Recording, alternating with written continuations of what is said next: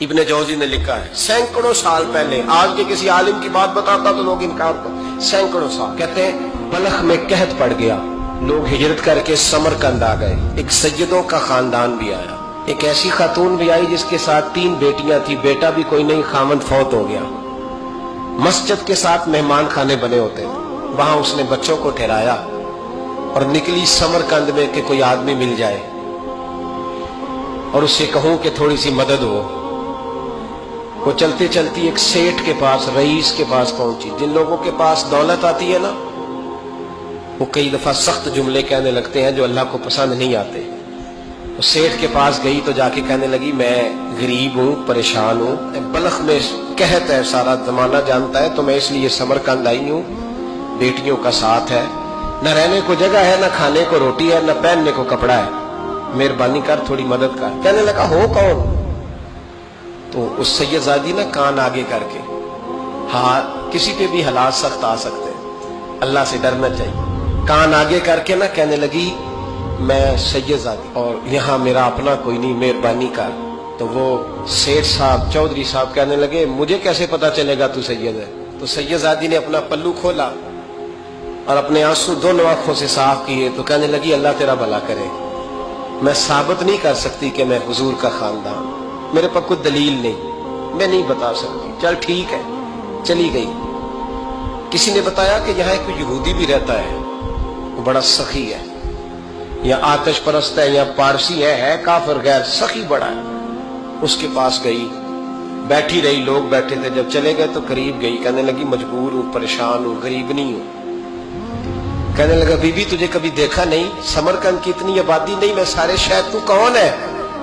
تو کہنے لگی تعارف نہ ہی پوچھے تو اچھا ہے۔ اس نے کہا چلو اگر پتہ چل جائے تو۔ کہنے لگی میں مسلمانوں کے نبی کی اولاد ہوں، مسلمانوں۔ اس نے کہا پیغمبر خدا کی اولاد؟ اٹھ کے کھڑا ہو گیا، بی بی کو ساتھ لیا، گھر گیا، کہنے لگا جو صاف ستھرا کمرہ ہے نا اسے پھر دھو ڈالو، ایک دفعہ پھر دھو ڈالو۔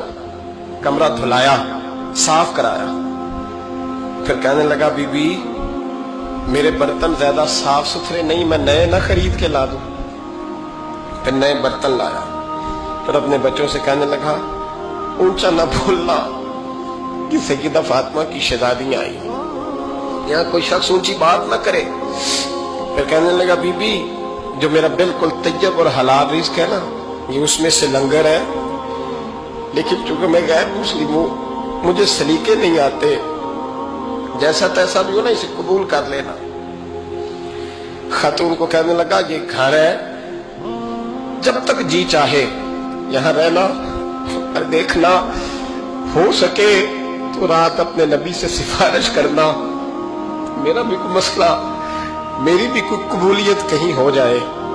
وہ مسلمان کہلانے والا رات کو سویا، کہتے جنت سجی ہوئی ہے، لوگ جنت میں جا رہے ہیں،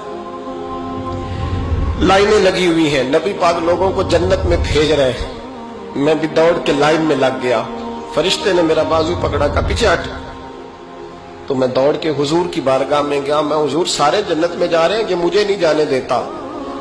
نبی پاک نے فرمایا تو کون ہے؟ کہ یا رسول اللہ میں مسلمان ہوں۔ کہتے حضور مجھ سے فرمانے لگے کوئی دلیل ہے تیرے پاس؟ دلیل ہے کوئی تیرے پاس؟ میں چپ کر گیا۔ فرمایا میری بیٹی تیرے دروازے پر آ ہی گئی تھی تو دلیلیں پوچھنے لگ گیا تھا؟ ہم جا دوڑ جا۔ سویرے آنکھ کھلی تو گلیوں میں ڈھونڈتا پھرتا ہے، تلاش کرتا پھرتا ہے، کونے کونے میں جاتا ہے وہ سادات کا گھرانہ کہاں گیا، ڈھونڈتے ڈھونڈتے اس غیر مسلم کے دروازے پہ جا کے پہچان لیا تو کہنے لگا خدا کا واسطہ جو تو نے نوکری کی ہے نا ان کی مجھ سے 11 گنا لے لے، یہ سادات کا گھر مجھے دے دے۔ تو کہنے لگا کل تو آتا تو شاید بات اور ہوتی، آج بات اور ہے۔ اس نے کہا مہربانی کر، کہا نہیں کل تو آتا تو معاملہ اور تھا، آج معاملہ آج اور ہے، رنگ بدل گیا ہے، حالات تبدیل ہو گئے ہیں، اب تو دیکھ ڈاک کے آیا، جا دوڑ جا۔ کہنے لگا نہیں مہربانی کر، دے دے، تو غیر مسلم میں تیرا کیا تعلق؟ کہنے لگا چپ کر، غیر مسلم میں کل تک تھا، کل سے سجدوں سے پیار کیا ہے تو میرے حالات سنور گئے ہیں، وہ جو نظارے تو نے رات خواب میں دیکھے ہیں میں نے جاگتی آنکھوں سے دیکھے ہیں، میں نے جاگتی آنکھوں سے، اور تو نے کسی مفتی پیر عالم کے ہاتھ پہ کلمہ پڑھا ہے، میں نے رات محمد عربی کے ہاتھ پہ کلمہ پڑھا، رسول اللہ کے ہاتھ پہ کلمہ پڑھا۔ دین کی بات پھیلانا صدقہ جاریہ ہے، ثواب کی نیت سے ویڈیو کو شیئر ضرور کیجیے۔ جزاک اللہ۔